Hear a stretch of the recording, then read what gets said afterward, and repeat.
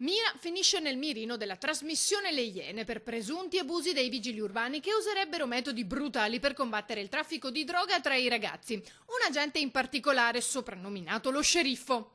Il poliziotto lo ha convocato al comando per avere informazioni su un probabile spacciatore di droga. Sai come si fa? No, assolutamente non lo so. Come si è messo con la droga? Una volta solo ti faccio la domanda. Te lo dico, lei viene qua sgambizzato, E non credo che tu abbia piacere a perdere la patente e il posto di lavoro. Come si è messo con la droga? Ho fumato qualche canna. Ma per lo sceriffo Marco diventa automaticamente un tossicodipendente. Da quanto tempo assumi stupefacenti? È una domanda corretta. Quando le faccio io come voglio io. Tutto è iniziato mesi fa, dalle dimissioni di un avvocato dalla presidenza della Commissione Pari Opportunità in seguito a un contenzioso giudiziario che ha coinvolto un suo familiare, un presunto abuso da parte di un agente.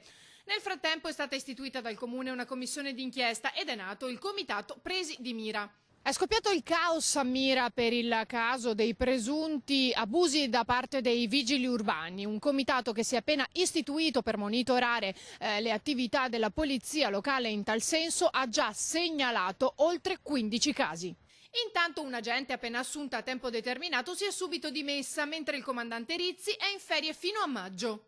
L'importante è che le persone capiscano che quando gli agenti fanno delle attività di contrasto alla droga o comunque delle indagini non sono attività che sono di competenza del comune, ma vengono in qualche modo richieste dall'autorità competente.